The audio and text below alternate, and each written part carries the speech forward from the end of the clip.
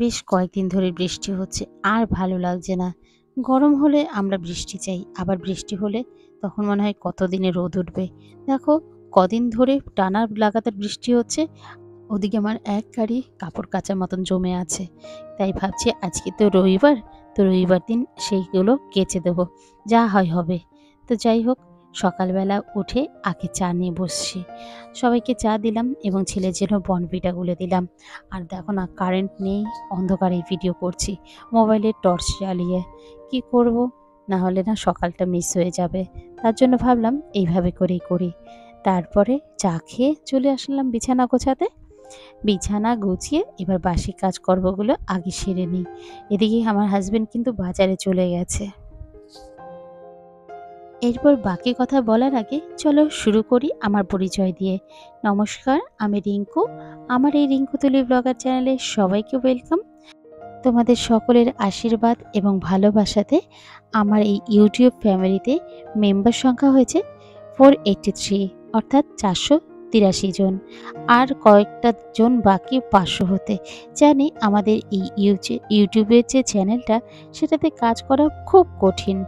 আমরা হয়তো ভাবছি এই তো সামান্য একটু ভিডিও করছি, ঘরের কাজ দেখাচ্ছি, কিন্তু এটার জন্য না খাটতে প্রচুর পরিমাণে হয়। যারা আমরা ইউটিউব করি তারা জানি যে কিভাবে করে আমরা এই ভিডিওগুলো করে থাকি।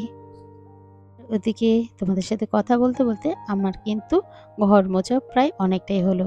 তোমরা হয়তো বলবে সবসময় কেন এই জায়গাটা দেখাই। আসলে কি বলতো, আমার সারা ঘরের থেকে এই ঘরটার জায়গাটা একটু বেশ বড়। বাকি দুটো ঘর একদম ছোট ছোট, সেখানে মোবাইল বসানোর স্পেসই পাই না। সেই কারণে ওই ঘরটা যখন মুছি কোনো মতে মুছে বেরিয়ে আসি। তবুও চেষ্টা করি মাঝে মাঝে দেখাতে। আর চলো, আজকে এবার ছেলের ডিমান্ডিংয়ে লুচি হচ্ছে। অনেক দিন বাদে আমার বাড়িতে লুচি হলো। সেই মনে হয় কবে খেয়েছি বলতেই পারবো না।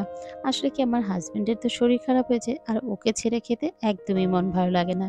কি করা যাবে, বর্তমানকে তো মানিয়ে নিতে হবে। আমার এই চ্যানেলে প্রায় সময় তোমাদেরকে এই কথাটাই বলি।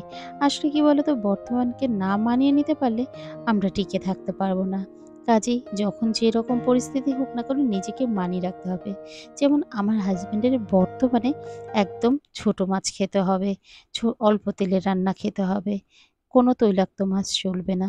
তো সেই কারণেই এইভাবে করে যদি ও না মানিয়ে নেয়, তাহলে ওর ভবিষ্যতে কিন্তু আবারও হার্ট অ্যাটাক হতে পারে। তাই কোনো কোনো সময় আমরা প্রতিবাদী না হয়েও বর্তমানকে মানিয়ে নেই। আমরা তো মানুষ, আমরা সবই পারি, কি বলো? চলো এবার তোমাদের সাথে কচু শাকের রেসিপিটা শেয়ার করি। কচু শাকটাকে দেখতে পেলে একটু সেদ্ধ করে ভাপিয়ে নিলাম, সাথে একটু ছোলাও দিয়ে দিয়েছি। তারপর কড়াতে জিরে, শুকনো লঙ্কা এবং তেজপাতা এই ফোড়ন দিলাম। তারপরে যেটা সেদ্ধ করে রেখেছিলাম সেটা দিলাম। আর প্রচুর পরিমাণে প্রথমের দিকে জল বেরিয়েছিল জানো। তারপরে জলটা যেই টেনে যেতে, তারপরে আমি কিন্তু ইলিশ মাছের মাথা ভেজে রেখেছিলাম এর মধ্যে দেব। নামানোর আগে একটু ভাজা জিরের গুঁড়ো দিয়ে নামিয়ে নিলাম। আহ, কি অপূর্ব হয়েছিল! এখানে কিন্তু নুন মিষ্টি ঝাল যে যেটা খাবে নিজে স্বাদ মতন। আর অন্যদিকে আবার এই মাছের ঝোল বসিয়ে দিয়েছি। আজকে বিভিন্ন রকমের মাছ ছিল, মানে বেশ কয়েকদিন ধরে মাছ আনা আছে, দুটো দুটো করে রয়ে গেছে। তো সেই কারণে ভাবলাম চলো সেটা আজকে সবকটা মাছ দিয়ে একসাথেই ঝোল করব। আর কড়াতে ওদিকে উচ্ছে আর কুমড়ো ভাজতে বসিয়ে দিয়েছি। আসলে এটা প্ল্যানিং ছিল না, দেখছি কুমড়োটা নষ্ট হয়ে যাচ্ছে, সেই কারণেই উচ্ছে আর কুমড়োটা একসাথে ভেজে নিচ্ছি। তাহলে খাওয়ার প্রথমবারই উচ্ছে ভেজা আর কচু শাক, ওদিকে মাছের ঝোল। আমার হাজব্যান্ড আর আমার ছেলের জন্য আর মাছ, আমার শাশুড়ি আর আমার জন্য বাটা মাছ, আর ইলিশ মাছ এক পিস ছিল, সেটা আমরা ভাজাই খেলাম। এইভাবে করে আমরা কিন্তু রেগুলারই বেশিরভাগ ঝোল খাচ্ছি। তেলের পরিমাণটা কম, কাঁচা লঙ্কা দিয়ে ব্যবহার হচ্ছে, তাতে কিন্তু মন্দ হচ্ছে না। এটা কিন্তু সব থেকে হেলদিকারক। এরপর সমস্ত কিছু মাছ এবং পিঠালি দিয়ে দিলাম। এই দেওয়ার পরে বেশ কিছুক্ষণ ঢাকা রেখে তারপরে বেড়ে নিলাম। দেখবে কিছুক্ষণ যদি স্ট্যান্ডিং টাইমে রাখা যায়, তাহলে খাবারের স্বাদটা কিন্তু আরও দ্বিগুণ পরিমাণে বেড়ে যায়। আর চলো, এদিকে চিকেন রয়েছে, এটা রাত্রেবেলা করব, কিন্তু দুঃখের বিষয় কোনো ভিডিও আর করতে পারিনি। চলো এবার হচ্ছে আজকে দুপুরবেলা কি কি রান্না করলাম। আমার হাজব্যান্ডের জন্য করলাম ছোলা দিয়ে কচু শাক, আর আমাদের জন্য করলাম ইলিশ মাছের মাথা দিয়ে। আর রয়েছে চিংড়ি মাছ ভাজা, আর ওদিকে উচ্ছে আর কুমড়ো দিয়ে ভাজা। আর আমার ননদ বেশ কিন্তু কচু শাক ভালো খায়, তাই ওর জন্য একটু বেড়ে রাখলাম ইলিশ মাছের মাথা দিয়ে। আর তারপরে এখানে করেছি মাছের ঝোল। এই দেখো, পাতলা মাছের ঝোল থেকে বুঝতেই পারছো। আর আচ্ছা, অন্যদিকে কি আছে জানো তো, ডাল কালকে করেছিলাম। আর কি বলতো, ভাত তো আছে, সেটা আর কি দেখাবো। এইভাবে করে আজকে দুপুরে রান্না হলো। যাই এবার স্নানে যাব, স্নান থেকে এসে বাকি সবাইকে খেতে দেব। তার আগে চলো রান্নাঘরটাও পরিষ্কার করে নিয়েছি, তোমাদের দেখিয়ে দিলাম। এই যে পুরো আমার রান্নাঘর পরিষ্কার। আর ওদিকে জামা কাপড় সারাদিন যেন এদিক ওদিক ঘুরে বেড়াচ্ছে। কি আর করা যাবে, দেখো চাদরগুলো এখনো শোকায়নি। পর্যন্ত তোমার যদি আমার এই ভিডিওটা ভালো লেগে থাকে, প্লিজ একটা লাইক কমেন্ট করে দিয়ে যেও। আর তুমি যদি আমার চ্যানেলে নতুন বন্ধু হয়ে থাকো, চাইলে আমার চ্যানেলটাকে সাবস্ক্রাইবও করতে পারো। আর অলরেডি যদি তুমি এই কাজটা করেছো, তোমাকে অসংখ্য ধন্যবাদ। এই দেখো, আজকেও মোটামুটি আবার অনেকটাই কাঁচা হলো।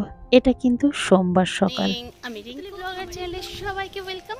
কেমন আছো? আশা করছি যে যেখান থেকে আমার ব্লগটা দেখছো সবাই বেশ ভালো আছো, আর আমিও ভালো আছি।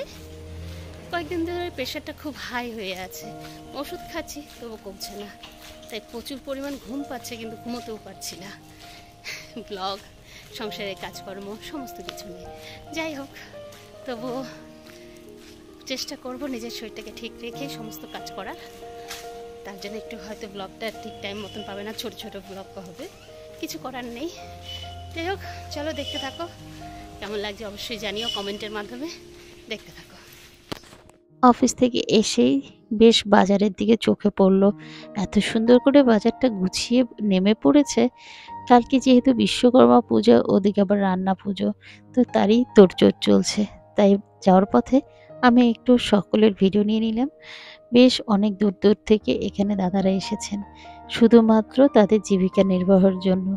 আর এই সময় নাকি প্রচুর ইনকামও হয়। আর এদিকে দেখো, এগুলো যে কি ভালো লাগছে। যাই হোক, ওই সেই ভদ্রলোক দাদা আবার বললেন এটাকে আরেকটু কাছে থেকে তোলো, তাই তুলে নিলাম। তখন যেটা বলতে বলতে মাঝখানে বন্ধ করে দিলাম, বর্তমানকে মানিয়ে চলাটা জীবন। এখানে কিন্তু বর্তমানটা যদি আবার ভয়ঙ্কর হয়, তখন কিন্তু তাকে প্রতিবাদও জানাতে হবে। প্রতিবাদ না জানলে আমাদের সারা জীবন কষ্টই করে যেতে হবে। কাজেই কোন সময় কি করতে হবে নিজেকে একটু বিচার বিবেচনা করে কিন্তু এগোতে হবে।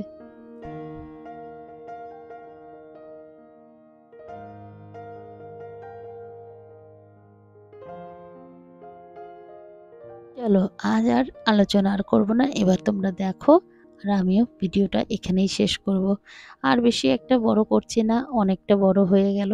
বিশ্বকর্মা পুজোটার ভিডিওটা, মানে ঠিক আগের দিনটার ভিডিওটা না দেখিয়ে পারলাম না, তার জন্য একটু বড় হয়ে গেল। কিছু মনে করো না। এতক্ষণ পাশে থাকার জন্য অসংখ্য ধন্যবাদ। আর এদিকে চলো, রাতের খাবারটা দেখাতে দেখাতে এখান থেকে বিদায় নিচ্ছি। আজ রাতে রান্না হয়েছিল মোচার ঘন্ট, মুগ ডাল, আর ওদিকে ভাত। আর ওদিকে আজকে একটু ছানা দিয়ে বড়াও ভেজেছিলাম। এই মোটামুটি রান্না হলো।